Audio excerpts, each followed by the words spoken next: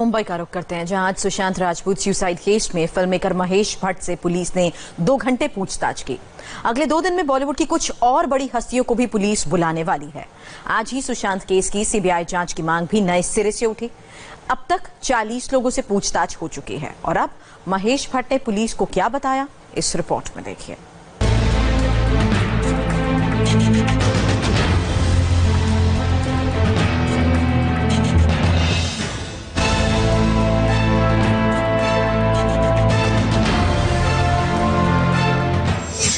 संजय लीला भंसाली, शेखर कपूर, रूमी जाफरी, आदित्य चोपड़ा, मुकेश छाबड़ा, महेश भट्ट। पिछले 6 हफ्तों में बॉलीवुड की करीब 10 हस्तियों से पुलिस पूछताछ कर चुकी है। ये समझने की कोशिश कर चुकी है कि सुशांत के ऊपर फिल्मों, कॉन्ट्रैक्ट या किसी विवाद का असर तो नहीं था। इसमें सबसे ताजा कड़ी हैं महेश भट्ट। सुशांत सिंह आत्महत्या मामले में अब तक 40 से भी ज्यादा लोगों से पूछताछ हो चुकी है और आज बारी थी फिल्म मेकर महेश भट्ट की। महेश भट्ट का बयान इसलिए दर्ज किया गया क्योंकि इस केस की शुरुआती दिनों से ही महेश भट्ट को लेकर कई सारे सवाल खड़े हो रहे थे और साथ ही एक बयान में उनका नाम भी आया था। आज जब महेश भट्ट से पूछा गया कि वो सुशांत को कब से जानते थे, तो उन्होंने बताया कि सुशांत से वो सिर्फ 2 बार मिले हैं। 2018 नवंबर से लेकर 2019 के बीच सिर्फ 2 बार सुशांत से उनकी मुलाकात हुई थी। वो सुशांत को निजी तरीके से नहीं जानते थे।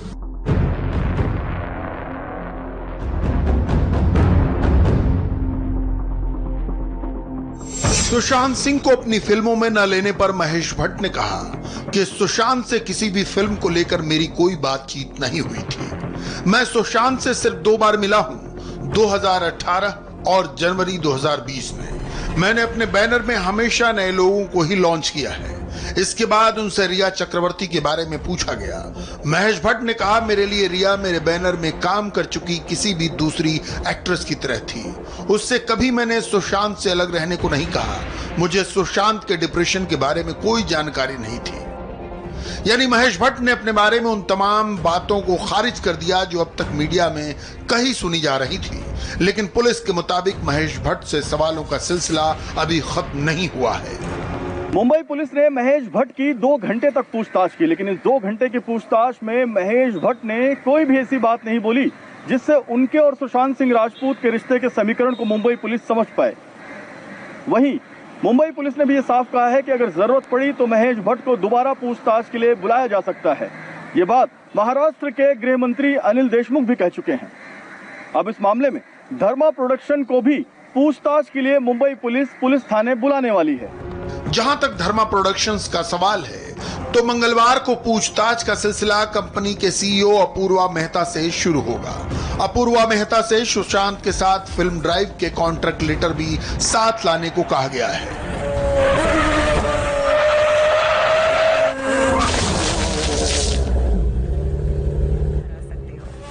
इसके जरिए पुलिस ये समझने की कोशिश करेगी कि फिल्म ड्राइव में सुशांत ने किन शर्तों पर काम किया और ये फिल्म आखिर सिनेमा घरों की बजाय OTT प्लेटफॉर्म पर क्यों रिलीज की गई। पुलिस सूत्रों के मुताबिक अपूर्वा मेहता से सवालों के बाद पूछताछ की तैयारी करण जौहर से भी करने की हो चुकी है। करण जौहर को इसी हफ्ते कभी भी पूछताछ के लिए बुलाया जा सकता है। महाराष्ट्र के गृह मंत्री अनिल देशमुख के बाद आज मुंबई पुलिस ने भी ये साफ कर दिया है कि सुशांत सिंह राजपूत आत्महत्या मामले में मुंबई पुलिस करण जौहर का बयान दर्ज करेगी। करण जौहर को इसी हफ्ते बयान देने के लिए मुंबई के बांद्रा पुलिस थाने में बुलाया जाएगा। झांसी चोरी करने के बारे में कोई सोचेगा भी नहीं।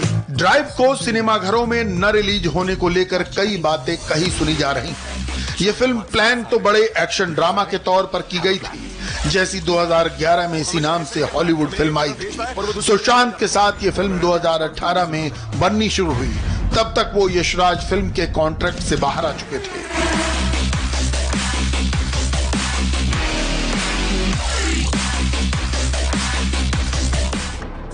यशराज के साथ सुशांत का विवाद भी सरेआम था। इसके संकेत शेखर कपूर भी अपने बयान में दे चुके हैं। तो क्या इसे सिनेमाघरों में न रिलीज करने के पीछे इस विवाद का कोई कनेक्शन है? ये सवाल इसलिए क्योंकि ड्राइव का ट्रेलर जब जनवरी 2019 में जारी किया गया तब इसकी रिलीज डेट जून 2019 बताई गई थी। फिर इसकी रिलीज क्यों टाली गई और 1 नवंबर 2019 को ये नेटफ्लिक्स पर किस वजह से रिलीज की गई? इस सवाल के जवाब तो करण जौहर और उनके सीईओ ही देंगे, क्योंकि सुशांत फिल्म के ओटीटी रिलीज से खुश नहीं थे और उनके डिप्रेशन में जाने की टाइमलाइन भी 2019 के इन्हीं महीनों से शुरू होती है।